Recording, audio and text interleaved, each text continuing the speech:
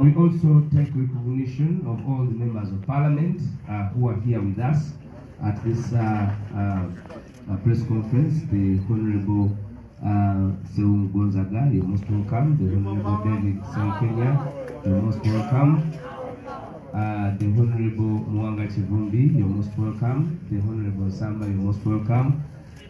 You made me very proud yesterday as you faced the vice president of a certain former political party. Indeed, you had everything at your fingertips. Honorable Shamin, you're most welcome. I am not going to say anything else because a lot is going to be said by my inline bosses. But I'm only happy that iPod finally is speaking the truth. I hope the Minister of Injustice comes out this time and tells people about what iPod is saying. We have taken a lot of time, Mr. President, under your guidance and that of the Secretariat and members of the National Unity Platform, not to participate in a meeting of tea. And as I said, that iPod has been a platform of recruitment where he massages very easily those who want to eat the leftovers and then he recruits them to his camp. So I am glad that iPod, that we had said was part of us, has been declared that we are not there, and it is the reason they are leaving. Banange iPod yenda oluvanyuma lw'okubanga National Unity Platform yagaana okwetaba mu meeting ezo ez'ekigumaza era yo yatisse ebyayo naye ekyasinze okunsanyusa amawulire ag'okwetikka okutwalira General Museveni nti bagenda bagakwasiza maawo. Kakati nabo ne beewuunya babadde balowooza bagenda kusangawo omuntu mulala ali mu gavumenti ate bagenza okusanga nga minisita wa injustice ate ye president w'ekibiina ekimu. So iPod etukoze bulungi nnyo, amazima gamaze ne geeyoleka nti tetubadde part of that madness eya iPod. Naye ekyasinze okumanya abadde ayogerera ennyo iPod Mr. Mao ate gwe bawadde amawulire nti bannayuganda bategeeze ekituufu nti eby'iPod kati bya pa. Era nsaba bannamawulire Mao mumuteeke nnyo ku nninga abannyonnyola ensonga ezo kubanga bali bazinnyonnyodde ye. Naye njagala n'okwebaza mwenna abeekalakaasa mu diaspora e Netherlands we baliyo nkuŋŋaana mu Europe n'abazze muwandika amawulire abawandika emails. This is the work that you're doing. Fighting a dictator has many fronts. You can be with your phone and did not know the might of the tweet that you're doing, but I can tell you it will always have results as you're seeing these results. So thank you very much on that. Without wasting any other time, let me invite our spokesperson, the man who is at any time now on one of those to be taken down. But he's a godly man. According to the dictator, you are on the line now. You are stopping the airplane, you are stopping land grabbing, you are everywhere. But we are very proud of you. I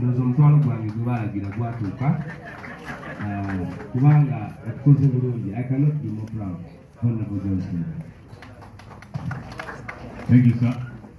Sebo umtwalo tunda kusinga umtwalo. Manyife mwenye pitogira mazima.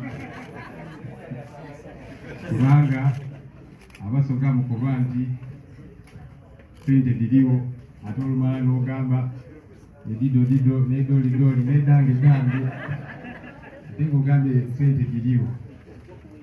We want to welcome everybody to our press conference today.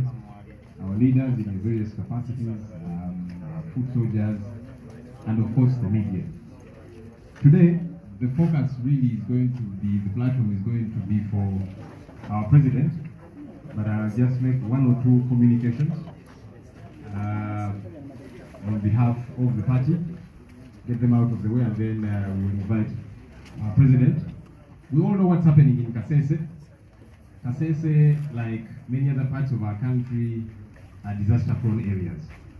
Our challenge, though, is that we seem to be taken by surprise. You know, we know that every year riverbanks in Kasese burst, and so flooding happens. We know every year that in eastern Uganda, similar situations, you know, landslides and all of these different things. But somehow we don't plan as a country, which is very unfortunate. As NUP, we decided that we shall do whatever little we can. You know, when you have an absentee government, somebody has got to fill the lacunas, the gaps. And so as NUP last week, we had a team led by our Secretary General, which took a couple of supplies to parts of Kasese. Of course, it is not much in comparison to the bulk of the problem, but we said we are not going to sit by. And we shall participate in providing a remedy. And so we took a couple of supplies. Our Secretary General, together with our leader in that area, the Honorable Jackson Baju, to connect with the people of Kasese, to commiserate with them, and to also extend a hand of help. So we did that on your behalf as the National Unity Platform. And we shall keep doing so. We shall keep extending a hand. We shall keep reaching out. We shall keep being the leaders that Ugandans are looking at us to be. The other issue of concern to us as a party is the continuous hounding of the ordinary folks, border riders, hawkers. These are Ugandans who are trying to take out a living. But each time we say we want to clean up the city, and all of us want a smart, organized city. But for some reason, the target is always these smaller people.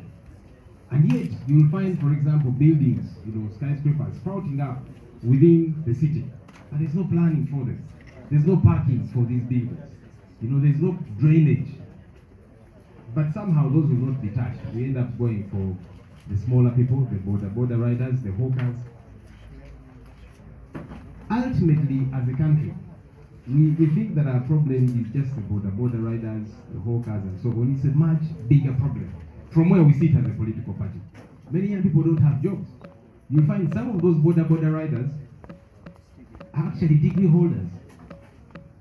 They've not gotten a job anywhere, and so they say, let me fend for my family, better than going to break into people's houses, becoming iron bar hitmen, and all of that. So the sooner we address this issue comprehensively, the better. Because you chase away the borders today, you chase away the hawkers today, and then the iron bar hitmen will increase. But the real question is not addressed. Unemployment of our young people, governance issues. Because when people are living in squalor, when the people are living in despondency, it gets back to governance, it gets back to leadership. Those hawkers are not happy to be hawkers.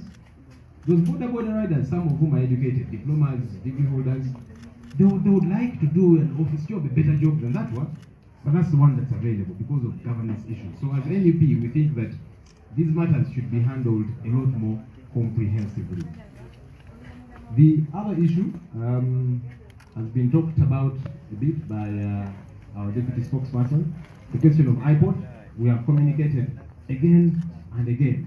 We are about to sound like broken records.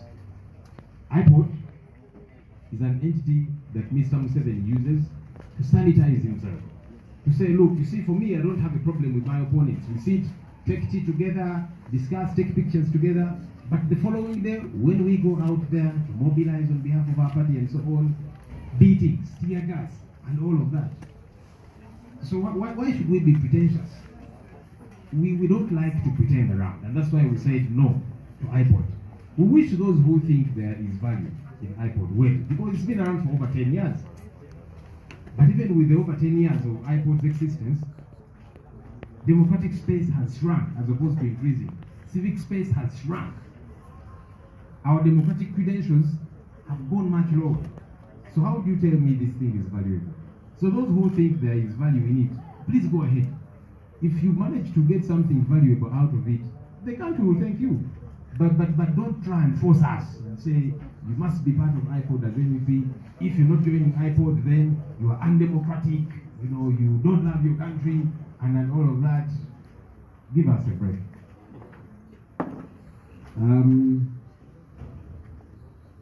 The last issue is new leaders that we are going to unveil today. In July, we had a NEC meeting which approved some new leaders. We had some gaps that were important for us to fill and for work to continue. as a party. So we are going to unveil these leaders, and they will be charged by our president to go and do the work that must be done, to go out there and connect with Ugandans and rally them around the cause for change. And so we are hoping that these our new leaders will not just be happy about occupying a position and being given a title, but that these are responsibilities which we hope and believe they are going to go out there and execute on behalf of Uganda, because Ugandans have hope in us. We just cannot let them down. I'll say this very quickly in Uganda, then I'll invite these people and invite our president. Ensonga ya Kasese kyekimu ku bitundu by'eggwanga lino ebibeeramu ebizibu eby'enjawulo ebigwa bitalaze. Naye ffe tutandika okulaba nti ebintu bino tulekeraawo okubirabanga ebigwa bitalaze. Tukimanyi nti buli mwaka e Kasese amataba gagwayo. Tukimanyi nti Bududa Eastern Uganda buli mwaka wabeerayo ebizibu eby'enjawulo. Naye munnaye gavumenti tepulaningira bantu. Essira basinga kuliteeka tweremeeza tutya mu bukulembeze. Buli kimu essira libeera ku ebyo ssente naki abantu bano tebajja bafaako. Naye batwalayo obulangiti oluusi batwalayo obulangiti obutalina makulu. So ffe nga NUP twagamba nti engeri gye tujja abakulembeze katukole kye tunaasobola okukola. Era wiiki ewedde tulina ttiimu eyakulemberwa Secretary General waffe n'etwalayo ebintu eby'enjawulo okutaasa ku bantu b'e Kasese. Era nga ffe tugamba tujja sigala nga tukola ekyo tusobola okukola kubanga tuli bakulembeze. Weewaawo si tetunnayingira gavumenti nga bwe kirina kubeera, naye tetulinawo nga tugamba nti katugezeeko okutaasa embeera tulage bannayuganda obukulembeze nga bwe tusoomooza ne bannaffe abafuna ssente ey'omusolo taxes buli mwezi buli wiiki. Nti olaba ffe tusobola okukolawo ekitono kakati mmwe mwebase muzuukuke bannayuganda mubadduukirize. Tulina bannaffe abavuzi ba boodabooda abatembeeyi ensangi zino abanyigirizibwa. Ffe nga NUP tugamba nti abantu bano bannayuganda. Bwezi nga twagalaga nti Uganda inasigala kubanga yabaloodi bokka, kubanga bagobebwa nti twagala ekibuga kibeere nga kiyonjo. As if boodabooda n'abatembeeyi bokka abaddugaza ekibuga bo mu kulaba okwabo. Naye tulaba ebizimbe ebimuka mu kibuga buli lunaku. Tekirina pulaani etegeerekeka, tekirina paaki, kitegeeza abantu bagenda kuba bapaakinga wakati wa nguudo lwa kizimbe ekyo. Drainage naki byonna tebabifuddeeko, kyovudde olaba ekibuga kijjula amazzi enkuba buli bwetonya. Naye abo tebajja bakwatako kubanga banene bagagga bajja gendera bano bamuntu wa wansi. Ffe nga NUP tugamba nti ekizibu kino tuleme kulowooza nti boodabooda abatembeeyi be balina obuzibu. Kyekuusa ku bukulembeze, kyekuusa ku ngeri tuddukanyamu eggwanga lyaffe. Abavubuka bangi tebalina mirimu, badduka mu boodabooda tebazivuga nti kubanga baagala nnyo. Munne abavuzi ba boodabooda abamu bw'oyogeramuko nabo abamu balina zi diploma, balina zi degree, naye emirimu gya bbula. Tebagamba owaaye kandabire famire yange kangira nfunawe n'ekikumi. Naye tugende tulowooza bonna bayaaye, bonna babbi, tebalina makulu, tubagobe. Ate nga ne boodabooda okubeera ennyingi kizibu kya transportation kituganya okugonjoola ng'eggwanga. So tetuga nti obukulembeze obutuufu genda awali ekinyusi, awali entobo y'ekizibu kino. Ye ogamba nti katugobe ba boodabooda, tugobe abatembeeyi, enkyo ojja kulaba nga abakubi obutayi nga beeyongedde. Kubanga balina okuyiiya, naye tugamba nti kyekituufu ekikukolebwa, naye tutandika okulowooza ng'abakulembeze. Ensonga ya iPod munange Alex Wise wagyogeddeko. Ffe nga NUP twagaana okwegatta ku iPod. Era ensonga zaffe netuzanjula bulungi. iPod Mwami Museveni agikozesa kwesimuulako nziro. Ntyanteze mundaba abantu abavuganya tutuula wansi ne tunywamuko kacaayi ne tuwayamuko ne twekubisa ebifaananyi ne muba mwakavaawo enkeera ne mugenda Karamoja kola mobilization structures naki embooko ng'evuga tiyagaasi naki n'enkeera era ng'agala mukomewo tuddemu tunywe kacaayi. Tetwagala byakudiisa bannayuganda kyovudde waffe iPod twagamba nti nedda. iPod yabaddewo okusuuba emyaka 10, naye kambuuze kiki ekyamaanyi kyegase ku ggwanga lyaffe lino? Kubanga okunyigiriza bannayuganda kweyongedde. obululu bwaffe bwongedde kwonoonekera ddala ensonga za demokrasiya naki iPod byali badegezaako okutereeza byonna byeyongedde kwonooneka. Kakati ngamba oti nti essomero lyo buli mwaka abaana bafuna myenda myaka 10 nti nange ndeeta owange mu ssomero lye eriryo nedda mba nina ekikyamu. So kyobudola twagamba nti iPod tetujja gyegattako era twawulidde bagamba nti bali mu kutema batebye naye abalowooza nti iPod bayinza okuvaayo ekirungi tubagaliza birungi byereere naye tebagezaako tukaka nti NUP muganye okwegatta ku iPod ekitegeeza timwagala nkyukakyuka timwagala ddembe nakikale mmwe mubikole bwe binaaganyulwa eggwanga oba oli awo tujja kubeebaza. Mr. President, without further ado, allow me to invite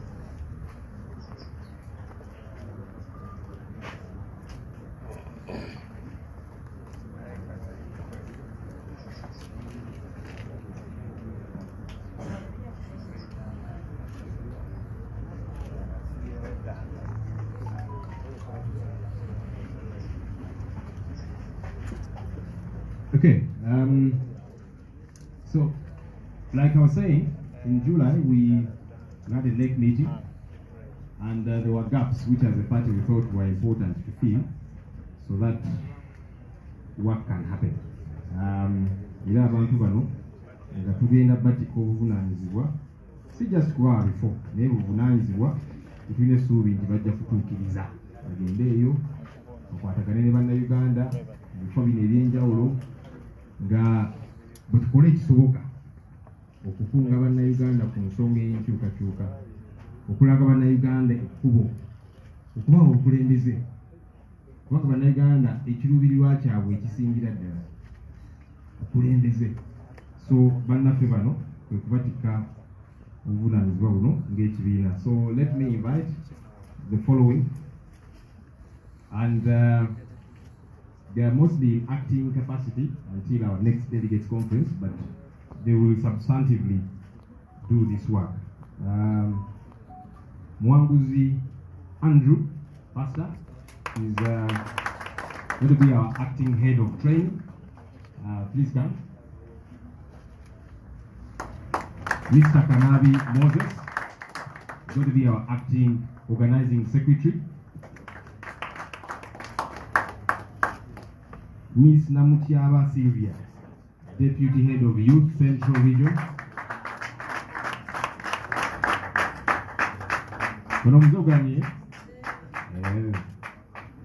Mr. Adonio Michael, Deputy Head of the Youth League Northern Uganda. Mr. Toli Simon Akecha, Acting Head of Policy and Research. Mr. Tolit, you remember, was our candidate in Omoro.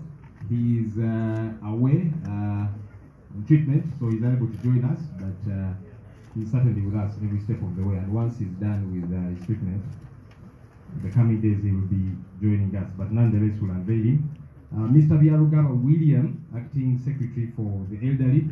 This one is better known as Jajano. He's also unwell and is getting treatment, but once he's done with that, he'll certainly be commencing with his responsibilities. Ms. Kasim Fatuma, Deputy Head of the Women Wing, Western Uganda. Mr. Aguda Moses, Deputy Youth, Western.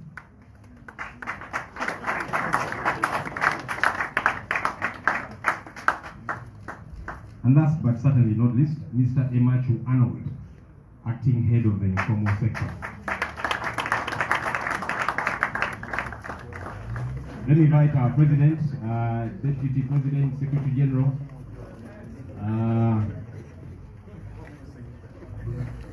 The man is the common sector, don't joke around. And the other leaders, please come. I think the president will stand somewhere in the middle, or do we put them to the front for a picture?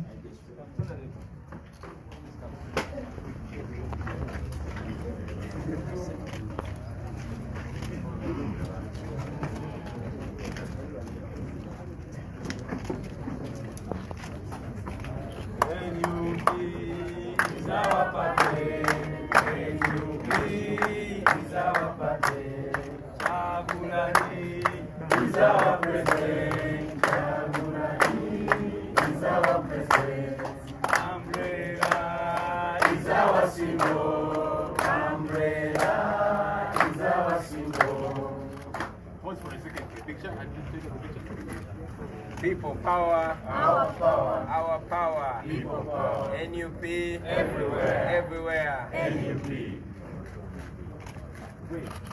Okay, thank you.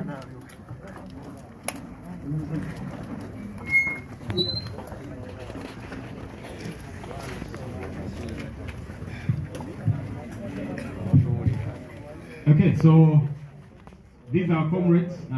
Commenced. They've actually been, kind of operating, but now that we have unveiled them, they commence their duties immediately. We have a lot of hope in you as a party, and we believe you are going to take on these offices with gusto and play your role. And of course, our president, in his address, he will be able to charge you as well. Ladies and gentlemen, please allow me to invite our president to address us. You're welcome, sir.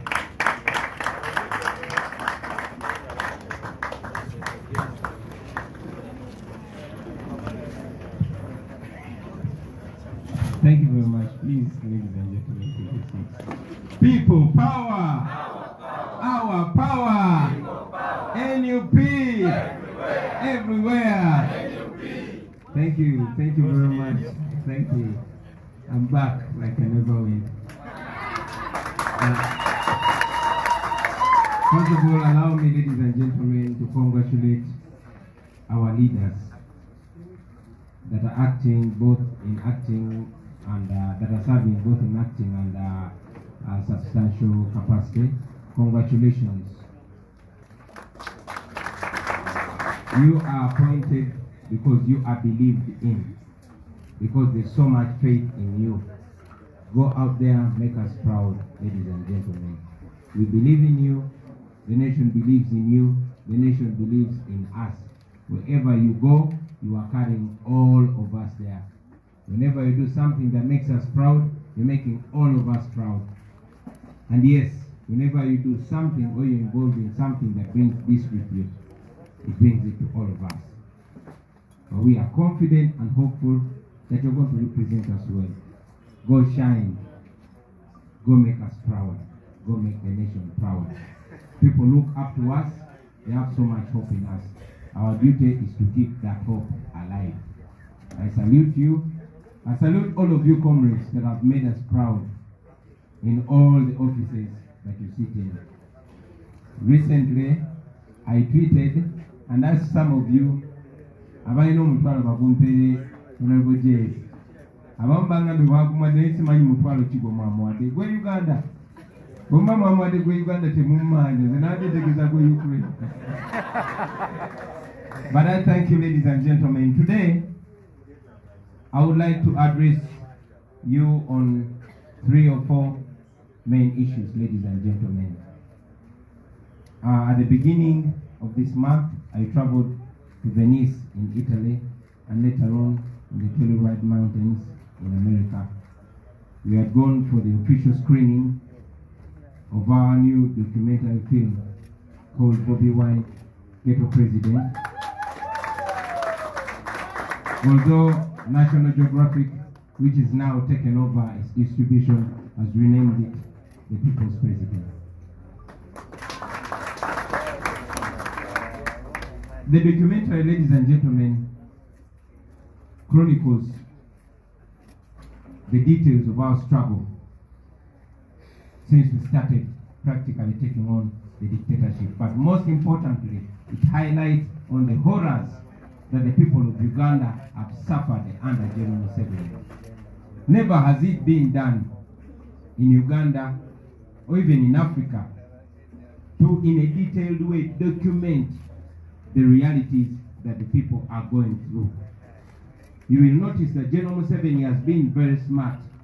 He used the word siasa when he had just come. Some of us didn't understand because we were too young.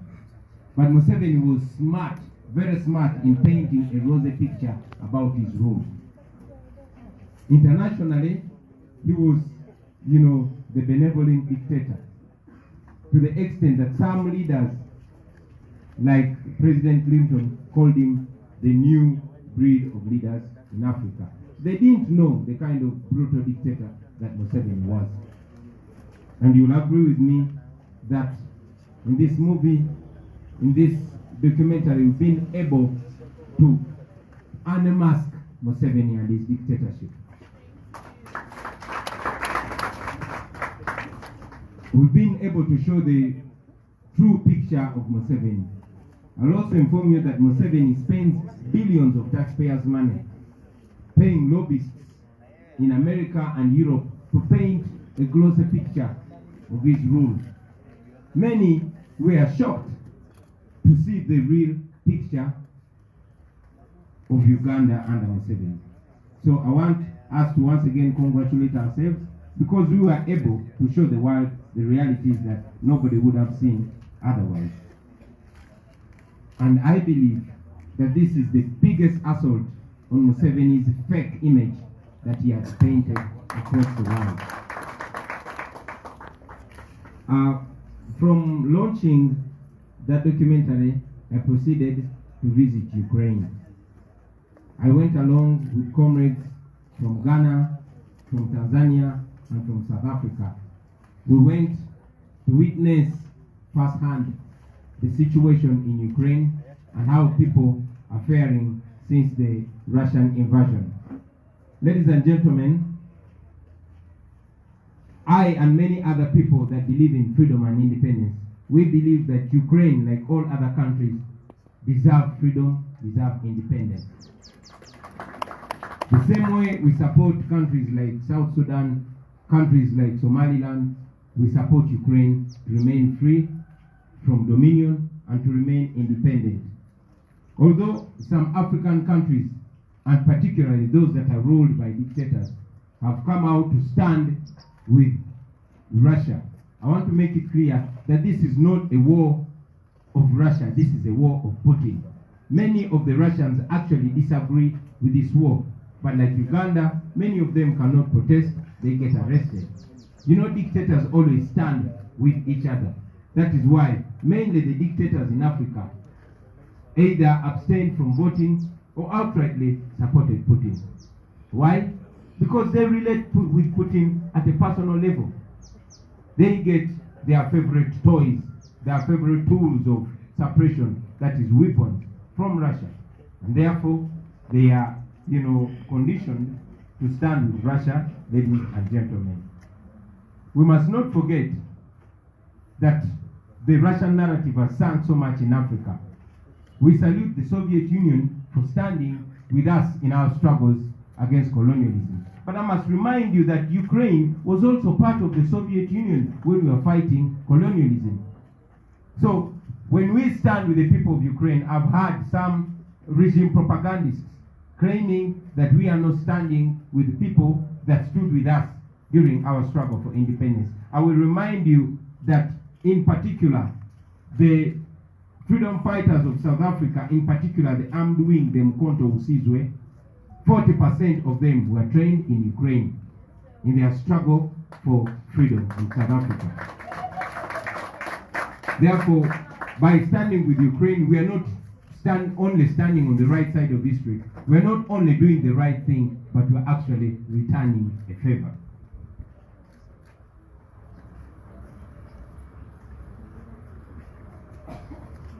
Ladies and gentlemen, most importantly,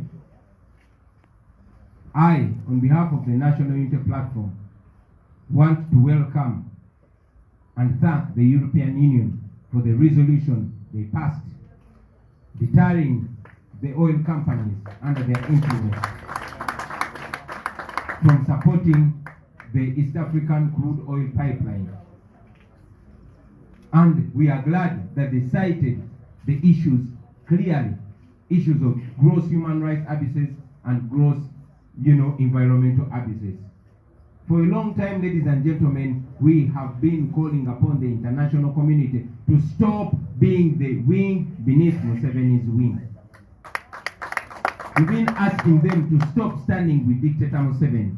You all remember that the EU Parliament passed a resolution condemning the rigged election of 2021.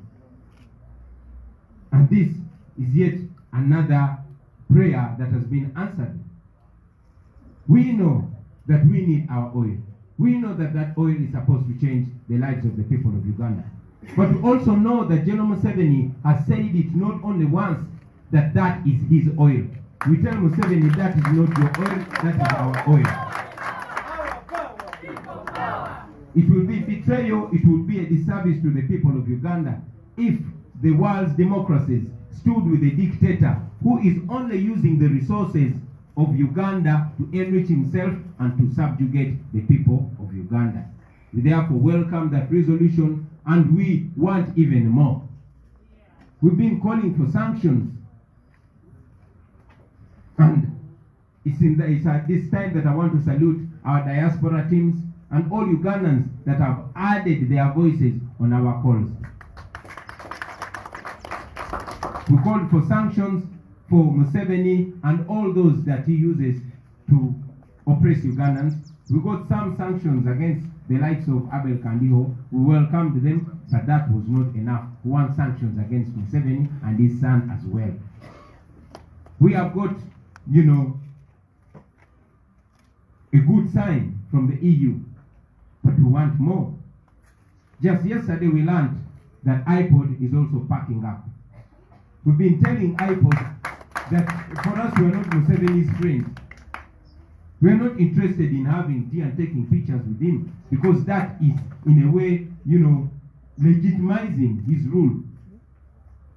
So we are thankful that iPod also saw what we want, but we want more. You know that we took Museveni to the International Criminal Court. We are looking forward to a day when the International Criminal Court will also sanction Museveni, his son, and all those murderous people that he uses to kill the people of Uganda. Ladies and gentlemen, while those are very important issues, I will not forget to mention that today is a full year since our comrade MPs, Honorable Sejirinya Muhammad and Honorable Alan Sewanyana, are incarcerated with no justification whatsoever. We continue to call for their release. Also, ladies and gentlemen, you all have seen that there is a new wave of abductions, gross human rights abuses, and I expected everybody to raise their voice on that. No wonder that the EU Parliament has cited gross human rights abuses. Forget those that have been evicted of their land. Over 100,000 people have been evicted from their land, especially in the Bunyoro region, and in most cases violently, to apparently pave way for the pipelines. Now, any government that thinks development does not include the well-being of people and respecting their fundamental rights, that's a wrong government, ladies and gentlemen. Finally, I will also add my voice on the people of Uganda that are suffering in the diaspora. Our brothers and sisters, many of them have had their organs taken away. Many of them have been abused sexually and otherwise. But as we speak now, more than 1,000 Ugandans are stuck in the diaspora. Now, I saw the Deputy Speaker of Parliament, Taibwa, claiming that for the EU to stop the construction of the oil pipeline, the crude oil pipeline, is an act of neo-colonialism. I looked at this man and I couldn't find the right description for him. All clad in colonial outfits, putting on those silly wigs that he does not even know what they mean. But he's calling out neocolonialism. Every dictatorship always pulls out the Pan-African card. This is the time the Tinyefuzas of this world are talking about Pan-Africanism. When you do not stand with their fellow dictator, Putin, they call you, they say you're not a Pan-African. But these are the so-called Pan-Africans that have seen our brothers and sisters facing racial segregation in China in the wake of the COVID-19 pandemic. Myself and other Pan-Africans offered a plane to repatriate them back home. But Museveni's regime denied us landing space to bring our brothers and sisters back home. Today, our black brothers and sisters are facing oppression in the Arab countries. They are stuck, they just want to come back home. Museveni can afford to use Ugandans' money to take his daughter to Germany to give birth. They can afford to put one person on Uganda's plane to go for treatment, but they cannot afford to bring back our brothers and sisters that are suffering in the diaspora. That is why, in our little abilities, we have decided to stage concerts in various places so that we raise funds to bring back these our people from those areas where they suffer. And thank you very much, ladies and gentlemen. At Kamwokya Head Uganda.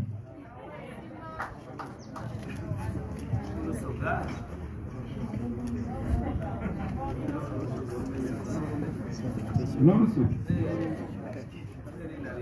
Basebo ne banyabo nja kusooka okuyozaayoza abakulembeze baffe kati abagenda okubanga nabo batuula ku National Executive Committee. Tubayozaayoza abasebo ne banyabo olw'okulondebwa n'okutumusibwamu okutukulembera mu mitendera egy'enjawulo mu ennyo. Njagala okubajjukiza mwalondeddwa kuba mwesigirwa, mwalondeddwa kuba essuubi lingi lye tubalinamu, n'okusingira ddala mwalondeddwa kuba tumanyi ate mujja kutumbula essuubi y'Abannayuganda lingi. Tubasindika mugende mukole buli ekisoboka, mukole buli ekisoboka basebo ne bannyabo, mwongere abantu baffe essuubi. Tubayozaayoza era tubagaliza okuweereza okulungi. Nja kwebaza n'abakulembeze bannange mwenna abatuweeseza ekitiibwa byonna gye mutuula. Gye muvuddeko nabasaba musindikireyo Honorable Ssenyonyi omutwalo olw'okukwatanga agabbi. Era mbebaza mwenna abamusindikidde omutwalo naddala abantegedde oba abasindise gwe Uganda weebale nnyo naye tommanja wanze n'adde ntegeeza gwa nsindala. Naye mwebale nnyo mwebale ddala basebo ne bannyabo. Olwaleero njagadde kwogera ku nsonga 3 oba 4. Ensonga esooka njagadde okubategeeza nti ku ntandikwa y'omwezi guno nagenda mu kibuga kya Italy ekya Venice, nevaayo nengenda mu nsozi za Telluride, eyo waliyo film festival, era nga twali tugenze kutongoza firimu oba documentary eraga olugendo lwaffe nga bwe lubadde bukyanga twesoolayo kutandika kulwanira ddembe lyaffe na nkyukakyuka mu ggwanga lyaffe Uganda. Okusingira ddala eno documentary film eraga ebizibu n'okutulugunyizibwa n'obwannakyemalira n'ettemu n'ebikolobero byonna byonna ebikoleddwa ku bannayuganda nga bikolebwa mwami Museveni. Twabagamba nti ffe twajja kulabisa Museveni basebo ne bannyabo, ate omulabisa mu buli sitayiro yonna yonna esoboka. Museveni amaze emyaka mingi nnyo ate tulina kimuwa, abadde musajja mugezi, in fact abadde muyaaye. Museveni amaze emyaka mingi ng'afeera abazungu ng'alina ekifaananyi ky'ateekawo ekirungi ennyo. Kuba okusooka yajja ayogera ebigambo birungi nnyo nga bwe tuze nga tugamba newankubadde yali talitegeeza. Naye yagenda n'afeera abazungu bonna ne bakkiriza. Clinton yatuuka n'omuyita nti tuwafunye omugigi omupya ogw'abakulembeze b'Afrika. Bw'atyo basobodde otutugira emyaka 36. Nga bw'agenda eri ebweru bamanyi buli kimu kirungi e Uganda. Ng'akozesa ssente z'omusolo nnyingi nnyo, biliyoni ne biliyoni okusasula zi kampani ezo ezikuba obulango, nga yeekubira obulango ng'alinga Coca-Cola. abantu bangi nnyo amawanga mangi nga gayiwa ssente mu Uganda nga tegamanyi nti gaziwa mutemu, tegamanyi nti gasasulira kutemula bannayuganda. Naye kya mukisa nti twasobola okukola firimu eno era buli agirabyeko n'agenda ogirabako ajja kulaba ettemu lya Museveni. Buli agirabyeko tayagala kulaba ku Museveni. Era nga bwe twabasuubiza tugenda kwambula ku Museveni paka akomunda akasembayo. Eno documentary nina essanyu bategeeza nti omukutu gagadde gwe bayita National Geographic gwe gugenda okugiraga ensi yonna. Museveni talina wagisitopingira nti musaleko internet, musaleko simanyi TV eno nedda. Egenda mulabisa mu buli ango, buli wamu. Ekyo tukyenyumirizaamu nnyo basebo ne bannyabo. Eno documentary basooka giyita Bobi Wine Ghetto President, naye National Geographic n'abekenneenyo bagirabye ne bakyusa ne bagituuma The People's President. So temulekera okulabisa Museveni.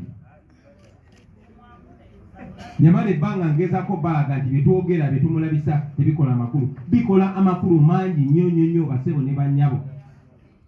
Tuli mu lutalo ate ekyokulwanyisa kye tusinga okuba nakyo ekyamaanyi ye kamera. Tumulabisiza tugendagenda maaso n'omulabisa yalimanya kyalituwa. Ensonga eyokubiri basebo ne bannyabo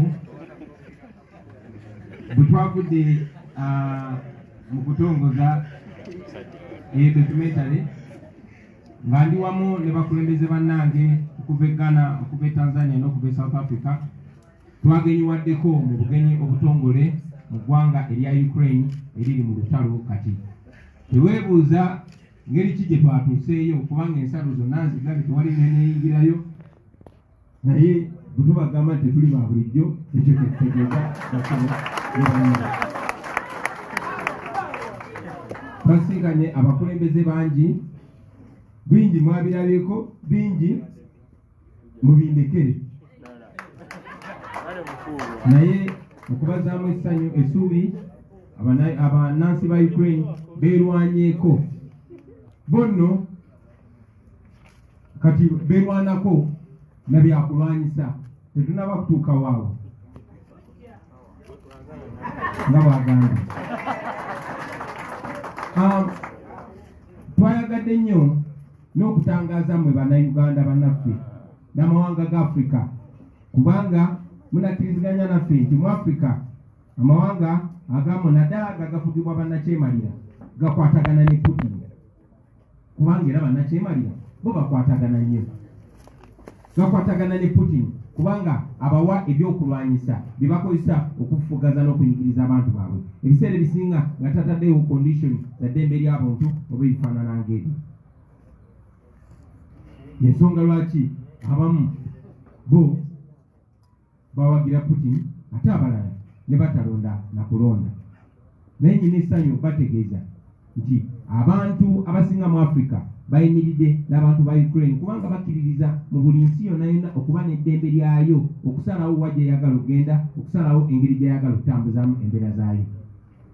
Abamu baavuddeyo ne bagamba nti okukolagana ne Ukraine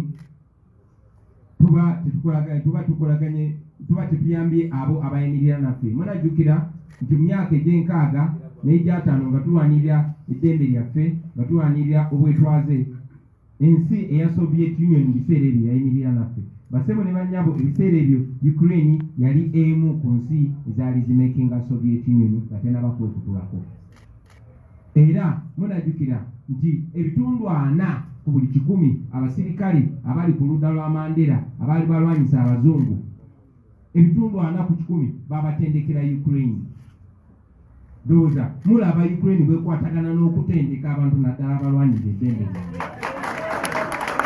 So eyo no yemu ku nsonga ennyingi lwaki twagenze okukwatagana ne bannaffe abali mu Ukraine. Babatumidde nnyo, omukulembeze wa Ukraine yabatumidde nnyo, n'abo abakoola ku mizinga nabo babatumiridde.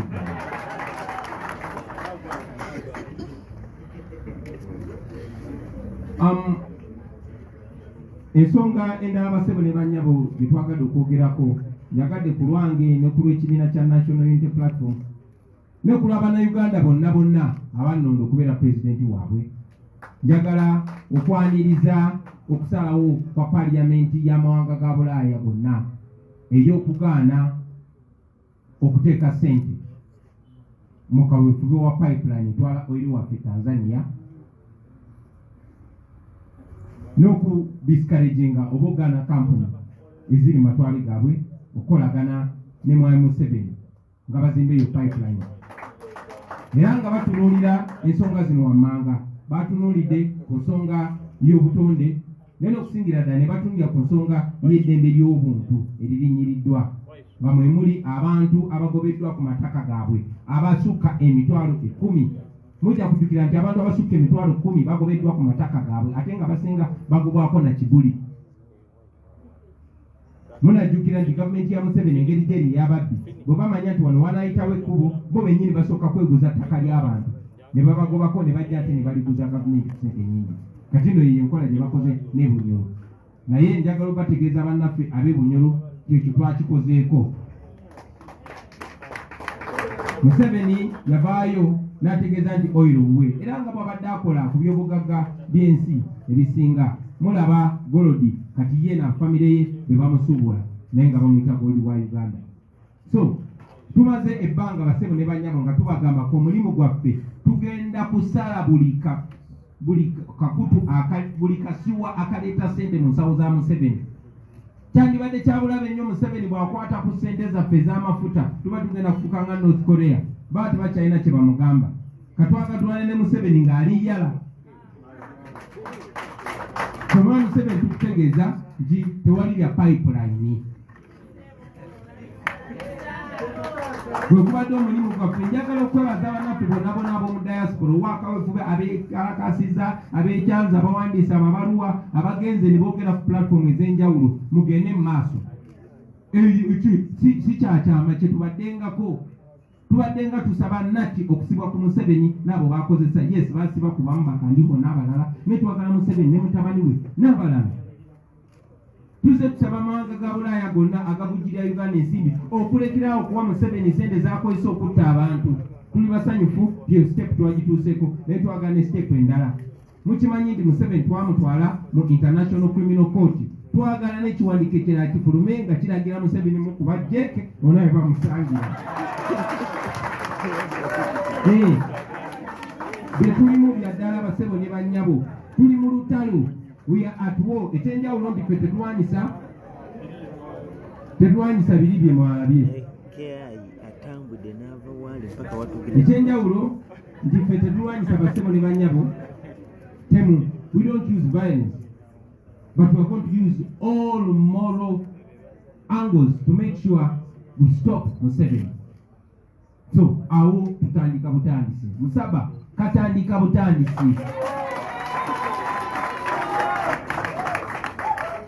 Era njagala mwenna bakulembeze bannange mugende mu maaso nga munnyonnyola Bannayuganda nti oyo oyiro waabwe okusitopinga Museveni okutwala oyiro waabwe tekuba kusitopinga nkulaakulana. Uganda ngagga naye Bannayuganda baavu kubanga atufuga mubbi. Nali nnyumya ne mukwano gwange Omufalansa omu n'aŋŋamba you don't have a president, you have a thief. Oyiro baali baatandika dda n'omusimogolayo n'omutunda mu mankwetu. Mumanyi bulungi nnyo nti ebikwata ku oyiro ebikwata ku by'obugagga bwaffe tetubimanya. So kiba kyabulabe nnyo emmaali y'eggwanga okugwa mu mikono gya Museveni kuba si ye pulezidenti. Kiba kyabulabe nnyo emmaali y'eggwanga okugwa mu mikono gy'omuntu nga ye ayagala gikozesa bakuma nga muli baddu. So nga Parliament y'amawanga ga Bulaaya bwe kyasitopinze temulekeraawo munnyonnyola abantu basebo ne bannyabo. Nalabye Tayebwa ng'ali mu Parliament eyawa ne Uganda ng'agamba nti okusitopinga okulemesa pipeline eyo kuba mawanga ga Bulaaya kutuyingirira yakiise neocolonialism.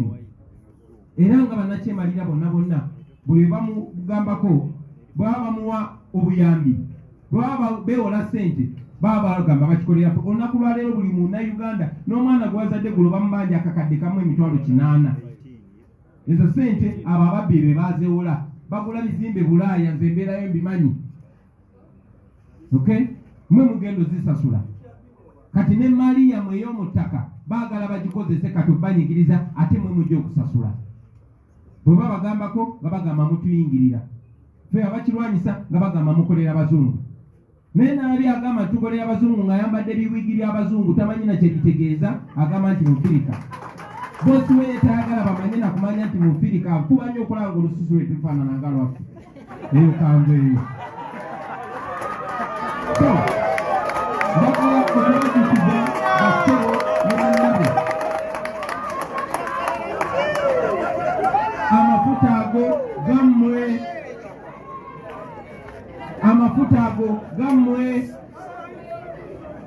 era tegalina kuva wano Uganda okujjako nga muli siwa tigagenda kutambula bwe gati gagenda bajuna bwe gati Museveni tolina gyogatwala mpoza n'agasombera mu bidomola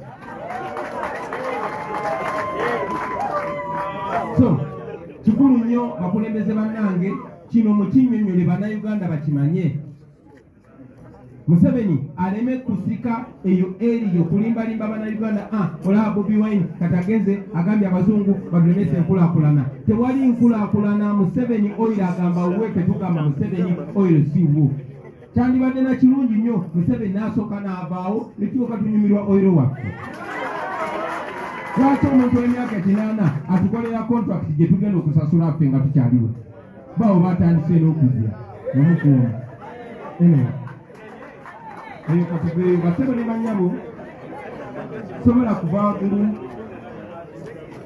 nga sibajjukiza nti guweze omwaka mulamba bukyanga baganda baffe Honorable Sewanyana ne Honorable Segirinya basibirwa awatali musango twongera okugatta amalogozi gaffe kwabo bonna mu ggwanga ababanja okuteebwa kw'abakulembeze baffe abo ne bagiramu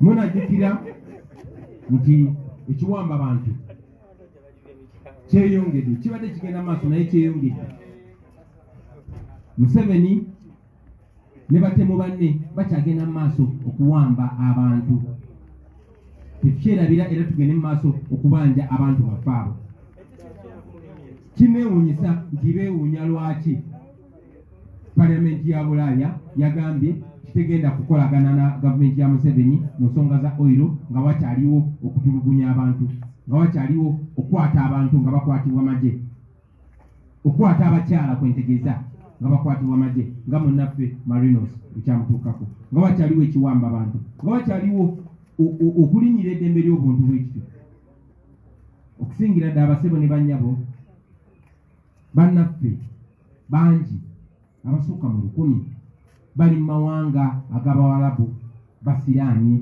tebalina bwe bakomawo abasinga okubatwala kampuni zino abo bali mu gavumenti n'abo abali mu famire ya Museveni kyanaku nti saawa zino boogera ku pan africanism boogera ku mwana w'omufirika naye nga abantu be bamu batunuulira ku zitivi ez'enjawulo abaana b'Abafirika nga baali babonaabonera mu ggwanga lya China nga COVID yakatandika nga gavumenti ya Uganda obutafanako na gavumenti endala ezajjayo abantu baazo yagaana okujjayo bannayuganda ne bwe neesobolayo nekwatagana ne badugava nange okwetolola ensi yonna ne batuwa ennyonyi yabwereere okuleeta abannayuganda okubakomyawo gavumenti ya Museveni yatugaana okupaakinga ennyonyi eyo ku kisaawe kyaffe wano Entebbe era bannaffe ne basiraanirayo bwe bati olunaku lwa leero bannaffe bangi bali mawanga ga Buwarabu bali Dubai bali Qatar bali Saudi Arabia ne wala abandi bangi babasalamu ebitundu byabwe ne babitunda ensigo n'ebirala bangi mbalabye ku butambi nga beegayirira obbakomyawo just kubakomyawo bukomya munajjukira nti gavumenti ya Museveni yali ekuddeko ennyonyi ya Uganda neteekako just muwala wa Museveni agende e Germany azaalireeyo amawalwaliro gakuno tageesiga gavumenti yawano yali ekutteko ennyonyi n'egipangisa n'etwala omuntu omu okugenda okujjanjaba bannayuganda 10 bali eyo basiraniddeyo. Gavumenti ya Uganda terina kyeyakoze. Naye yogera ku Pan-Africanism. Kugamba obeera mu Afirika ng'oli wa famire ya Museveni. Oba toli wa famire ya Museveni toba mu Afirika. Ensonga za Afrika ziba zikwata ku Museveni ne banne baba nga waliwo okufuna. Naye bw'boogera ku ddembe ly'obuntu, no, Abafirika abalala tebalina ddembe ly'obuntu. Eyo ensonga lwaki basebo ne bannyabo twasazeewo mu busobozi bwaffe obutono okugenda mawanga ago tukoleyo shows kuba tulina ekitone ekyo twagula. Tukoleyo concert tusobole okufuna akasente tukomyewo bannaffe baganda baffe ne bannyinaffe. Era mwenna abali ku mawanga eyo bwe mulaba tutuuse mubeereemu ne bannammwe mubabeereremu. Ate nammwe mwenna abasobola noba osobola kugula tiketi emu tubasaba either mutuukirire abo be muba musobodde okutuukirira abali eyo oba naffe mutuukirire tulabe bwe bannaffe okubakomyawo. N'obugambo obwo mbeebaza okumpuliriza basibo ne bannyabo. Mukama bampeera omukisa.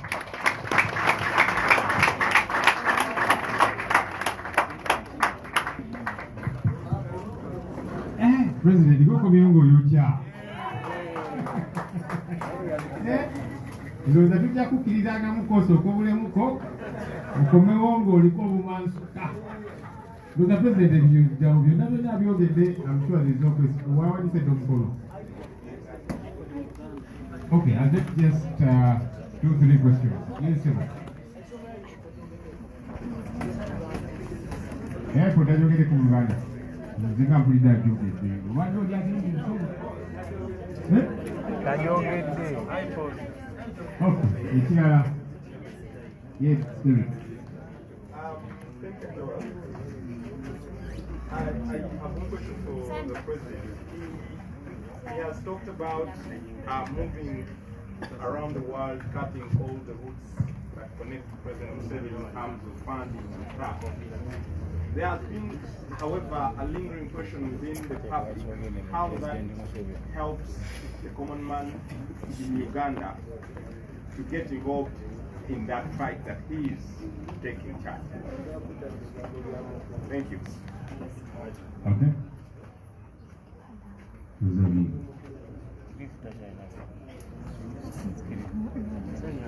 Okay. Mr. President, I think in 1 minute, the other they just wanted the Uganda version, and then Derek is wondering how the common man should be, gets to benefit from weakening Mr. Museveni. Derek knows the answer, but he wants to hear it from the president.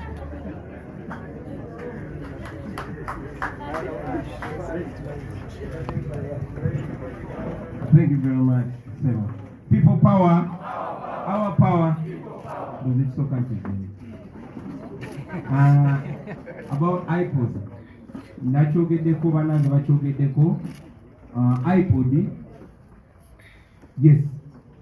Abaleeta iPod baganda baffe ab'e Bulaaya kirowoozo kyali kirungi nnyo ebibiina by'obufuzi okusinkananga bikubaganya ebirowoozo. It's an inter-party organization on dialogue. Ekyennaku Mwai Museveni tusobola kuteesa naye, tusobola kuteesa na muntu ng'atadde malikupu ye ku nsingo yo n'agamba nti ate katuteese. Tosobola kuteesa na muntu ng'ali mu kuwamba abantu baffe, ali mu kubatemula. Tewali ngeri yonna gye tuyinza kuteesa. Eba meaningless dialogue. Era baganda baffe aba iPod twabagamba tetugenda kuteesa nannakyemalira ate wa kitiibwa kuteesa mugenda kuteesa kuti. Mwai Museveni okuteesa kwe kuno okugwe ne bammawo ogweki oyagala sente meka ate ffe tetuli mu ezo sitayiro. So aba iPod twabagamba era nga bwe tuzze tugamba abantu abalala bonna. Era tuli basanyufu nti aba iPod batuwuliriza ne batutawana kumala sente zaabwe. In any case baadde bakozesa nnyo iPod bukulimba abantu nti tukolagana ne Museveni. Munajjukira nti ne bakaleekezi ba Museveni baadde nga bagamba iPod mujja sente za iPod bawa sente. Kale basebo ne banyawufu abalya sente za iPod twazigobye naye ne tugigoba. Mwebale nnyo mwebale. Derek, you asked how it's helping the common Ugandan how sanctions help the common Ugandans? Let me rephrase your question. You seem to be asking how reducing and weakening Museveni helps Ugandans. Museveni is Uganda's biggest problem. Museveni is a threat to Uganda. In fact, to Uganda, Museveni is an existential threat. If we have Museveni longer, we're going to have a more divided Uganda, because it focuses on dividing Uganda. It focuses on destroying Uganda. You will notice that dictators rarely survive when they do not have foreign support. Amin survived because he was supported by the West. Once they dropped him, he was down. Gaddafi survived because he was being supported by the West. When they dropped him, he was down. The same was to dictators like Mugabe, etc. Uganda survives on foreign aid. The money that we borrow, which money you and your children and your grandchildren are going to pay, is borrowed and stolen. That's why we want to stop that. We want to weaken Museveni in any way. We want to dismantle the Museveni dictatorship. We want to remove a dictator. We want Museveni to fall. That is why we cut all these ties, ladies and gentlemen. Simanyo wanchinyonyolenga.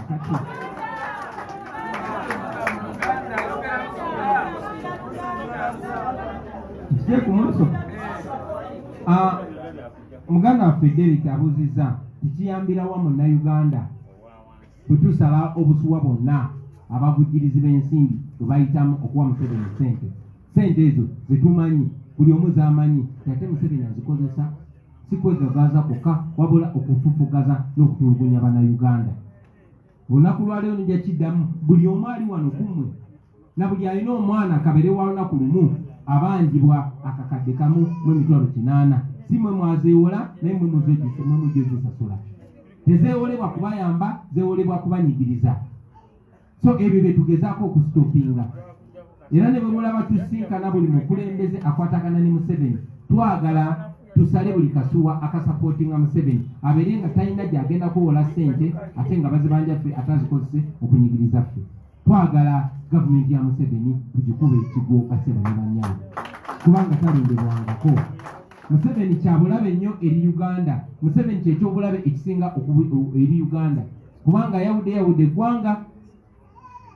Abannayuganda abamazeemu ne pride ey'okubeera Abannayuganda tebakyenyumiriza mu nsi yaabwe.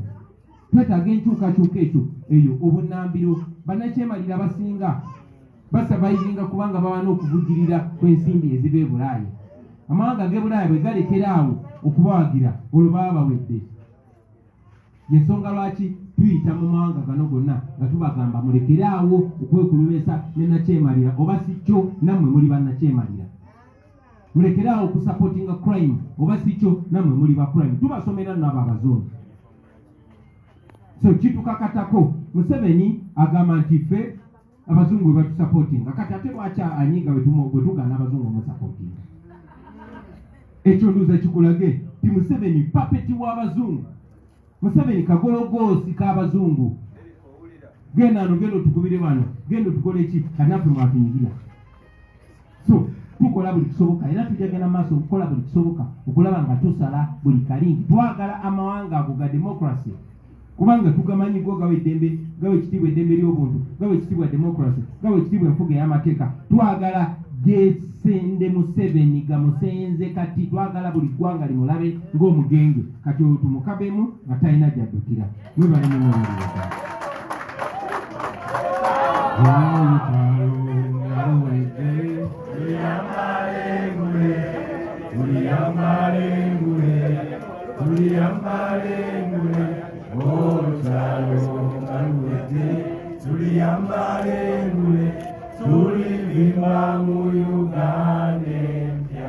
When the struggle is over, we shall wear the victor's crown. We shall wear the victor's crown. We shall wear the victor's crown. When the struggle is over, we shall wear the victor's crown. In the new Uganda. People power. Our power. Have a good day, ladies and gentlemen. Guys, It's me, your boy, Azizo, aka Commander. I was lost last like 1 year, but I'm back with love with the style. Ngamba kumwina wade bamanyi aka Commander as usual. Nze aliwo nakati, nze nakati ate nze wamu ate bulijjo, nze stiru yenze atabavangamu. Olunaku olwaleero His Excellency Robert Kyagulanyi Ssentamu, the elected president of Uganda, ayogedde ku nsonga like ensonga ya y'obusuwa.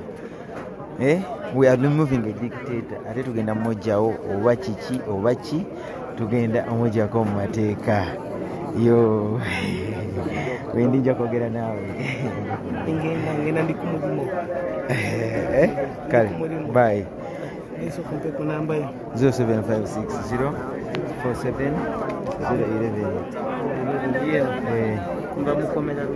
kale bye.